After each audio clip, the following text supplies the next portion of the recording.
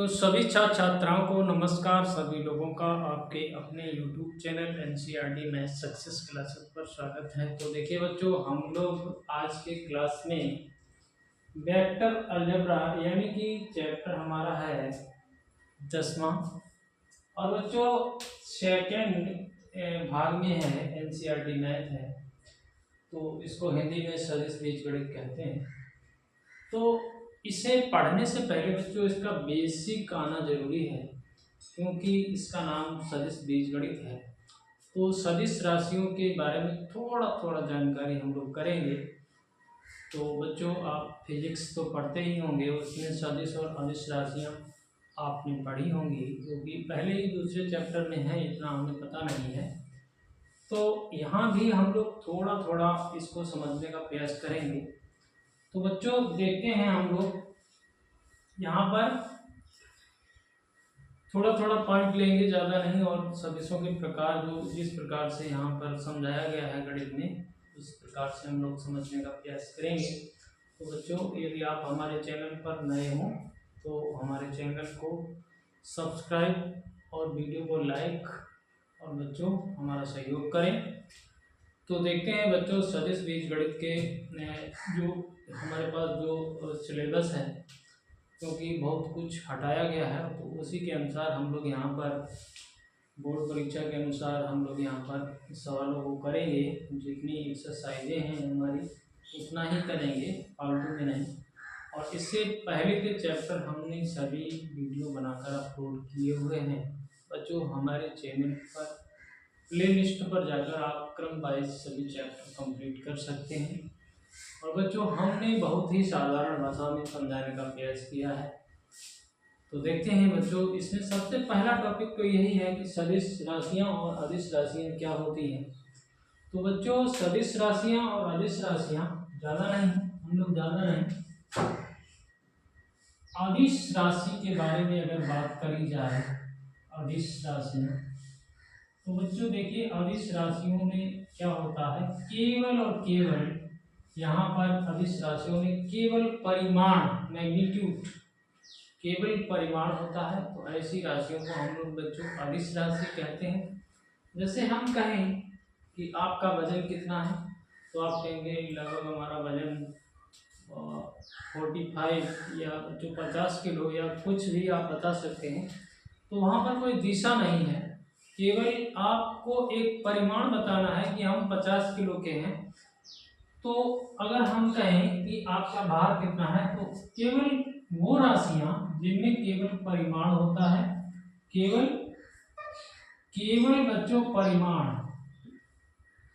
केवल परिमाण, तो ऐसी राशियां हम लोग बच्चों अदिश राशियां कहेंगे। जैसे हम कहें कि द्रव्यमान, जैसे हम कहें भार, ठीक है, भार, समय, द्रव्यमान, ताप, ऐसे तमाम आप फिजिक्स में भी पढ़े होंगे, ठीक है। और आप किताब से भी देख सकते हैं, ठीक है बच्चों, किताब से भी देख सकते हैं, जो इसमें भी आपको दिया गया होगा, किताब को भी देखेंगे। और बच्चों देखिए, थोड़ा थोड़ा हम लोग जानकारी करेंगे। ऐसी राशियों को हम लोग स्केलर राशि कहेंगे। और बच्चों फिर उसके बाद में आती है सदिश राशियां, जो हमारे चैप्टर का नाम ही है सदिश राशि, सदिश राशियां, ठीक है बच्चों। तो इसमें बच्चों आपको परिमाण और दिशा दोनों निहित होते हैं। परिमाण और दिशा, जिस राशि में परिमाण और दिशा होती है, तो जैसे बल, जैसे आप बल लगाएंगे, जैसे आपसे कहा जाए कि भैया कुछ बल किसी भी वस्तु में लगाना है, तो आप ये भी बताएंगे, ये भी क्लियर करेंगे कि किस दिशा में बल लगाया जाए। जैसे बल है, जैसे हम कहें बल, ठीक है, त्वरण। अब आप लोग फिजिक्स तो पढ़ते हैं, वेग, ऐसे तमाम राशियां हैं बच्चों, किताब में भी दी गई हैं। त्वरण, बल, भार, संवेग आप देख सकते हैं। थोड़ी थोड़ी चर्चा हम लोग करेंगे, ज़्यादा तो नहीं। तो देखते हैं अगला टॉपिक।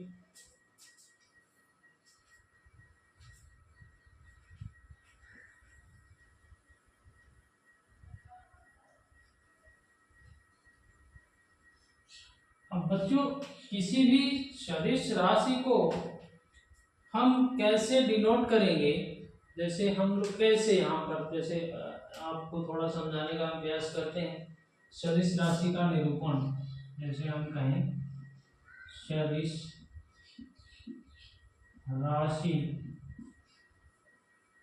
का निरूपण, ये हमारी हेडिंग है बच्चों, सदिश राशि का निरूपण। तो जैसे हम कोई ऐसे एक लाइन खींच लें ओपी, ठीक है बच्चों, ओपी हमने लाइन खींची, तो ये तो परिमाण है, मतलब कुछ ना कुछ ओपी की दूरी है।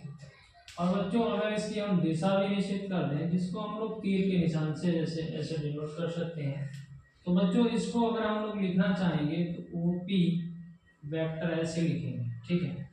चलिए अगर इसकी दिशा को देखिए, इसकी दिशा को अगर चेंज कर दिया जाए, तो बच्चों ये इसकी दिशा अगर इधर कर दी जाती तो ये हो जाता पीयू वेक्टर, ठीक है, ऐसा हो जाता। अब बच्चों अगर हमें इसका परिमाण ही अगर जरूरत है, तो परिमाण को निकालने के लिए बच्चों, परिमाण को निकालने के लिए इसका मापांक करना होता है। तो इस तरीके से हम लोग किसी भी राशि को जिसका रिप्रेजेंटेशन कर सकते हैं, मतलब सदिश राशि का निरूपण कर सकते हैं। तो बच्चों अगर देखा जाए, देखिए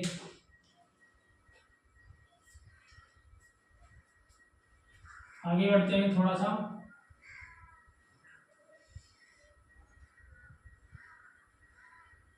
अब इसका परिमाण कैसे निकाला जाए बच्चों, देखिए ऐसे देखिए 3D में हमने ये एक्स वाई, एक्स अक्ष, वाई अक्ष और जेड अक्ष, ठीक है, और एक कोई पॉइंट हमारा सपोज दैट ये पी है, ठीक है। इसके अगर कोऑर्डिनेट लेंगे तो चूंकि 3D में चल रहे हैं तो एक्स वाई जेड इसके कोऑर्डिनेट हो जाएंगे, और ये मूल बिंदु है तो इसमें 0 0 0 हो जाएंगे। अगर बच्चों हम लोग इसी ओपी वेक्टर को क्या कह रहे थे, ओपी वेक्टर को देखिए, इसको आर से भी रिप्रेजेंट करते हैं। तो ओपी वेक्टर का अगर परिमाण निकालना चाहें तो हम लोग देखिए दूरी का सूत्र जो लगाते थे उसी सूत्र से, जैसे हम लोग कहें एक्स माइनस 0 का whole square plus y minus 0 का whole square plus z minus 0 का होल स्क्वायर का रूट, जो कक्षा 10 में हम लोग पढ़ते थे। तो इस प्रकार से हम लोग इस ओपी वेक्टर का परिमाण निकाल सकते हैं। तो ये हो जाएगा x square plus y square plus z square. इस प्रकार से हम इसको ओपी को निकाल सकते हैं, ठीक है, ऐसे। और अगर बच्चों ओपी की जगह आर वेक्टर करें, आर वेक्टर, ठीक है, इसका परिमाण, ठीक है, तो ये हो जाएगा x square plus y square plus z square, ठीक है। अब बच्चों ये दूरी आ गई है तो इसको हम लोग आर भी बता सकते हैं, ठीक है, इसको आर भी बता सकते हैं। तो इस प्रकार से हम इसका मतलब ये पोजीशन वेक्टर है, इसकी हेडिंग को देखिए बच्चों, इसको हम लोग स्थित सदिश कहेंगे, इसकी हेडिंग को स्थित सदिश कहेंगे। तो थोड़ा बहुत तो समझ में आ रहा होगा आपके, ज़्यादा नहीं। पोजीशन वेक्टर, ठीक है बच्चों, इस तरीके से हम लोग इसको फाइंड कर सकते थे। अगली हेडिंग है बच्चों हमारी, अगली बच्चों हेडिंग है दिक् कोसाइन। दिक् कोसाइन कैसे समझेंगे, देखिए उसे भी समझने का प्रयास करते हैं। दिक् कोसाइन को कैसे समझा जाए, यानी कि हम लोग कह सकते हैं डायरेक्शन कोसाइन। जब सवाल करेंगे तो इन चीजों का यूज होगा, दिक्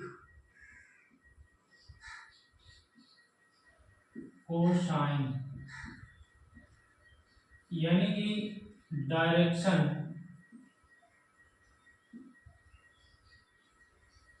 कोसाइंस इसको। तो देखिए बच्चों, हम लोग 3D में चल रहे हैं, तो समझने का आपको प्रयास करना है। देखिए हम चित्र बना नहीं पाते हैं, फिर भी हम अपनी कोशिश करते हैं बनाने की।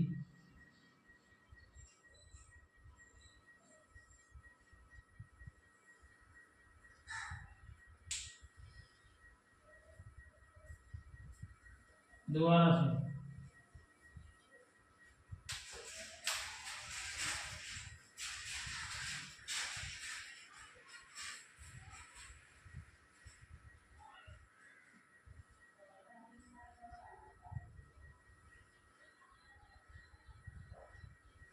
अरे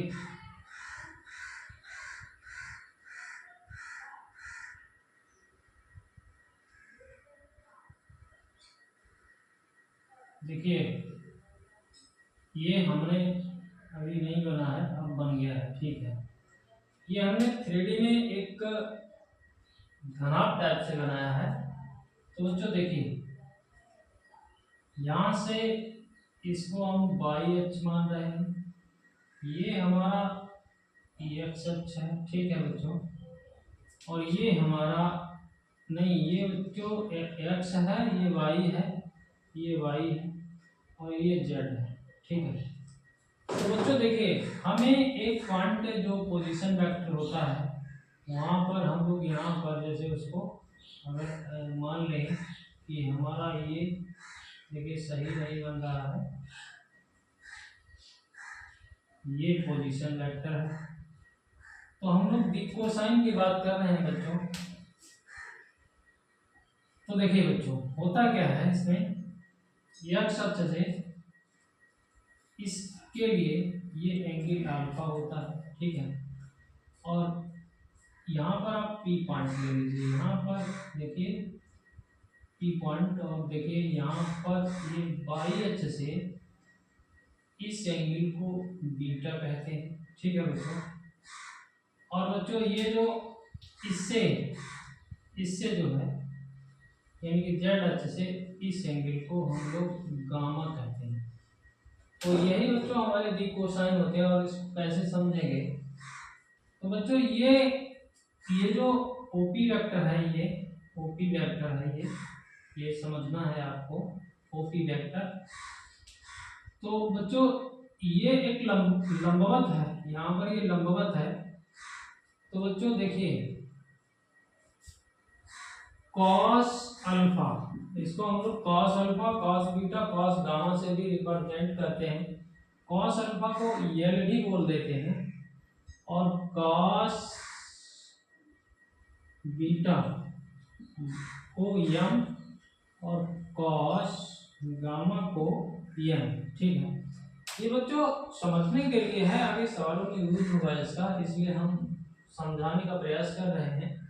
cos alpha, cos beta, cos gamma को ही हम लोग डायरेक्शन कोसाइन को cos alpha, cos beta, cos gamma कह सकते हैं, या फिर यम कह सकते हैं। अच्छा बच्चों, ये कैसे निकाले जाते हैं, देखिए।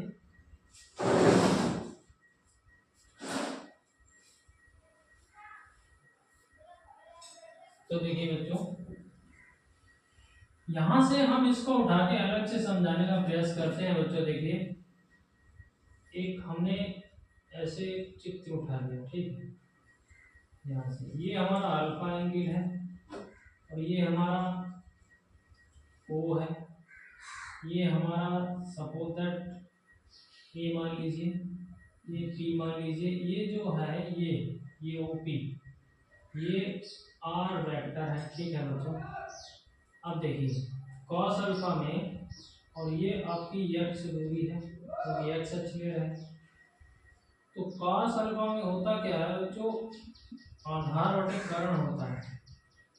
तो आधार तो इसमें एक्स हो गया, और कर्ण ये इसका परिमाण लेंगे तो ये हो जाएगा एक्स बटे आर का परिमाण। तो इसको अगर हम लिखना चाहें, हम पहले भी आपको समझाने का प्रयास कर चुके हैं, आर का परिमाण लेंगे तो आर, इसी प्रकार से cos बीटा अगर बच्चों हम लोग लें यहाँ से, तो इसमें y आ जाएगा, y/r हो जाएगा। और cos गामा अगर लें बच्चों तो इसमें z/r आ जाएगा। ठीक है। अब बच्चों एक कंडीशन और होती है यहाँ पर, होता क्या है, अगर हम इन तीनों को जैसे हम लोग क्या कहें cos square alpha, cos square beta और cos स्क्वायर गामा कर लें, देखिए तो कितना आएगा, देखिए देखते हैं। तो इसका तो x/r था, x/r हो गया, इसका y/r था, ये हो गया, इसका z/r था, और तीनों में स्क्वायर करना है तो स्क्वायर कर दीजिए, ये स्क्वायर कर दिया, ये स्क्वायर कर दिया, कैलकुलेशन करेंगे तो ऊपर हो जाएगा x² + y² + z² r square. और अभी अभी हम लोगों ने देखिए बच्चों r बराबर x² + y² + z² का रूट पड़ा था, इसका भी अगर स्क्वायर कर दिया जाए तो इधर से x² + y² + z² हो जाएगा।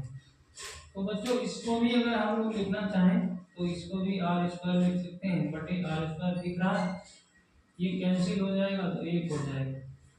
तो कहने का तात्पर्य ये है कि cos square alpha, cos square beta, cos square gamma बराबर 1 होता है। या फिर हम ऐसा कर सकते हैं l² + m² + n² बराबर हम लोग 1। ये कंडीशन बहुत ही यूज होती है, इस चैप्टर में यूज तो होती ही है, इससे अगले चैप्टर 3D में भी इस कंडीशन का बहुत ही यूज होता है।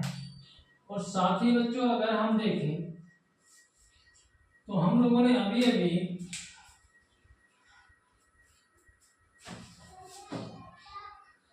यहाँ पर हम लोगों ने क्या निकाला है, देखिए हम लोगों ने इसको अगर यल मान लें, इसको अगर यल मान लें तो x बराबर LR मान निकाला है, y बराबर MR निकाला है, z बराबर NR निकाला है। देखिए ठीक है, ये हमने L मान लिया, इसको हमने M मान लिया, इसको हमने N मान लिया, यही तो हम लोग देख रहे हैं। अच्छा बच्चों एक x y z ये जो है हम लोगों ने यहाँ पर जो लिया है, तो बच्चों इस दूरी को हम लोग दिक् अनुपात भी कहते हैं। दिक् अनुपात को हम लोग a b c से रिप्रेजेंट करते हैं, और a² + b² + c² के बराबर 1 नहीं होता। यहाँ पर सब कुछ दिया गया है किताब में, आप समझेंगे तो समझ में आएगा। तो बच्चों इसके बाद में हम लोग सदिशों के प्रकार हेडिंग है हमारी, उसको भी समझने का प्रयास करते हैं। तो आपको दिक्कत हुई होगी क्योंकि आपको हमने क्रम से नहीं लिख के दिखाया है, तो इधर उधर जगह नहीं बचती है, इसलिए हमने ऐसा लिखा है। तो देखते हैं बच्चों अगला टॉपिक हमारा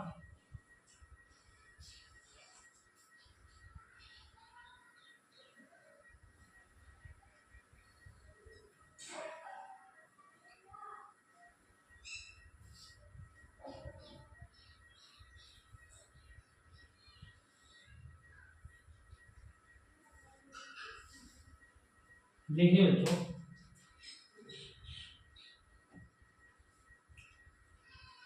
अगला है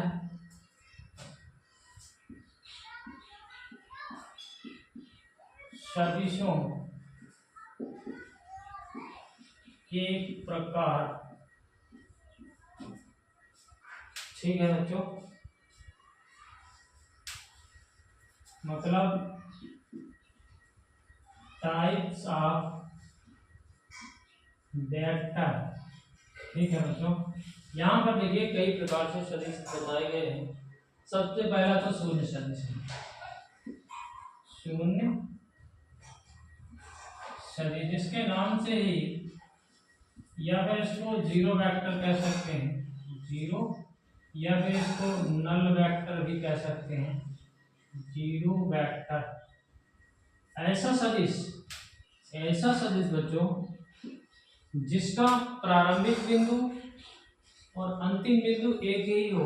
अंतिम बिंदु जैसे हम लोग कहें कि ए से ए वेक्टर, ठीक है, मतलब जो जहां से प्रारंभ हुआ है वही अंतिम है, तो बच्चों फिर ये कहीं गया ही नहीं, मतलब इसमें कोई परिमाण ही नहीं है।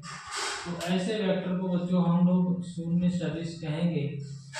और बच्चों एक बात और है, इसकी हम लोग दिशा निश्चित नहीं कर सकते। शून्य सदिश की हम लोग दिशा निश्चित नहीं कर सकते। चलिए अगर इधर लगा देते तो भी कोई प्रॉब्लम नहीं थी, मतलब यहाँ पर दिशा हम डिफाइन नहीं कर सकते, तो आप किताब से भी समझेंगे। तो अगला जो है बच्चों मात्रक सदिश। मात्रक सदिश की हम लोग बात करें तो मात्रक सदिश ये बहुत इंपॉर्टेंट है। इसको हम लोग यूनिट वेक्टर कहते हैं। क्या कहते हैं? Unit vector. समझ रहे हैं ना? ऐसा सदिश जिसका परिमाण एक हो, जिसका परिमाण एक इकाई हो, तो इस प्रकार के सदिश को हम लोग बच्चों यूनिट वेक्टर कहते हैं। इसकी परिभाषा लिखने की जरूरत नहीं, बस थोड़ा सा समझना है। तो बच्चों अगर हम यूनिट वेक्टर, जैसे हमारे पास कोई ए वेक्टर है, ठीक है, ए वेक्टर, इसका हमें यूनिट वेक्टर निकालना है, तो बच्चों सिंपल सी बात है, इसको हम लोग ए कैप से डिनोट करते हैं और उसी वेक्टर को लेके उसमें उसके परिमाण से भाग दे देते हैं, तो हमें यूनिट वेक्टर मिल जाता है। ठीक है, ये फॉर्मूला बहुत यूज होता है। जैसे हमारा ए वेक्टर था, इसके सापेक्ष हमें चाहिए था यूनिट वेक्टर, तो यूनिट वेक्टर में बच्चों एक कैप से डिनोट करेंगे और यही वेक्टर इसी के परिमाण से भाग देने पर हमें ये यूनिट वेक्टर मिल जाएगा। तो ये बहुत इंपॉर्टेंट है। ठीक है, अगला देखिए बच्चों, हेडिंग क्या है हमारी? सह आदिम सदिश। क्या है हेडिंग? सह आदिम सदिश।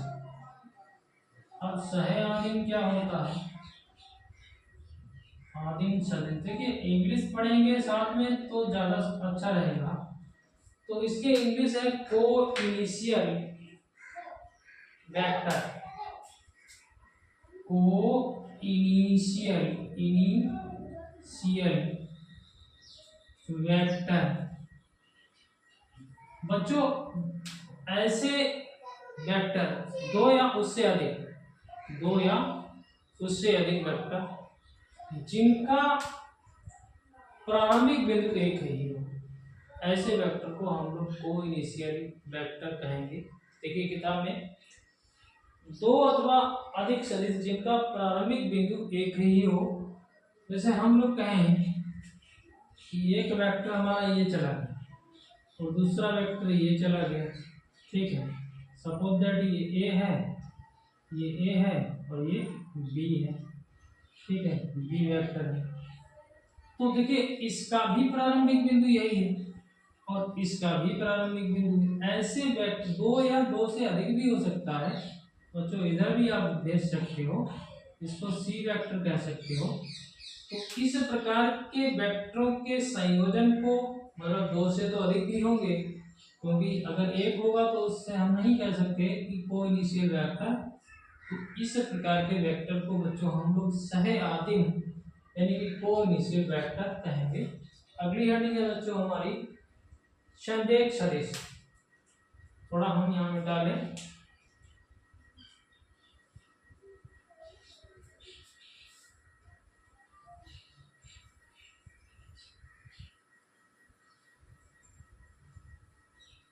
संदेश सदिश बच्चों कोलिनियर वेक्टर। संदेश सदिश यानी कि को लीनियर वेक्टर दो या उससे अधिक वेक्टर जो एक ही रेखा के समांतर हो, ठीक है, एक ही रेखा के समांतर, ठीक है बच्चों, इस प्रकार के वेक्टरों को हम लोग कोलिनियर यानी कि सदिश कहेंगे। कोई एक रेखा है बिल्कुल सेम, उसके समांतर 2 हैं, 3 हैं, 4 हैं, ऐसे वेक्टर को हम लोग बच्चों कोलिनियर वेक्टर कहेंगे। अगली हेडिंग है बच्चों हमारी समान सदिश। तो लिखना जरूरी नहीं है, समझना जरूरी है। समान सदिश के नाम से ही हम लोग कह सकते हैं इक्वल वेक्टर, ठीक है। ऐसे वेक्टर जिनकी दिशा और परिमाण दोनों बराबर हो, कि इस प्रकार के वेक्टर को हम लोग समान सदिश कहेंगे। जैसे हम लोग कहें कि ए बी बराबर सी डी अगर है तो ए बी वेक्टर बराबर सी डी वेक्टर। अरे सिंपल सी बात है, दोनों वेक्टर एक जैसे हैं, दिशा भी एक जैसी है और परिमाण भी एक जैसा है। सपोज दैट ये हमारा कोई ए वेक्टर है और ये हमारा बी वेक्टर है, तो ऐसे वेक्टर को हम लोग देखिए बच्चों समान सदिश कहेंगे। सिंपल सी बात है। अच्छा अगली हेडिंग देखिए बच्चों ऋणात्मक सदिश, तो इसको भी देख लेते हैं। अरे ऋणात्मक सदिश में क्या है? ऋणात्मक सदिश, तो बच्चों ऋणात्मक सदिश में आप इसके नाम से ही निगेटिव ऑफ वेक्टर,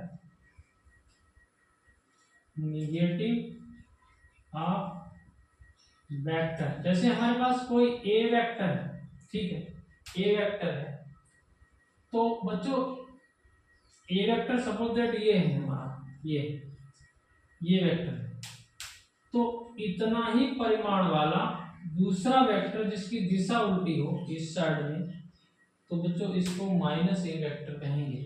क्या कहेंगे? माइनस ए वेक्टर। तो इसके सापेक्ष ये हमारा ऋणात्मक वेक्टर है। तो समझ गए होंगे आप, ज्यादा नहीं समझना है।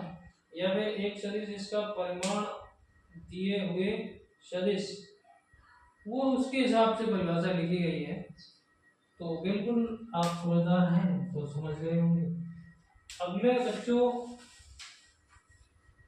या फिर ऐसा कह सकते हैं, जैसे हमने लिखा है ए बी वेक्टर, ठीक है, तो बच्चों इसको अगर उल्टा करके लिखना चाहें तो बी ए वेक्टर ऐसा लिख सकते हैं, ठीक है, ऐसे लिख सकते हैं। समझ गए? तो बच्चों अब हमारी जो है इसके आगे तो उदाहरण और एक्सरसाइजें हैं, तो बच्चों अब एक्सरसाइज को हम लोग अगले वीडियो में लेंगे। तो बच्चों इससे समझना बहुत जरूरी था, ये बेसिक था। यहाँ पर आपको दिक्कत नहीं होगी आगे सवालों को करने में, इसलिए बच्चों इसे जरूर पढ़ें और हमारे जो पिछले चैप्टर हैं उन्हें भी पढ़ने का प्रयास करें। इससे पहले अवकल समीकरण बहुत ही अच्छा यहाँ समझाने का प्रयास किया है, आप लोग जरूर उसे पढ़ें प्लेलिस्ट पे जाकर। धन्यवाद। जय हिंद, जय भारत।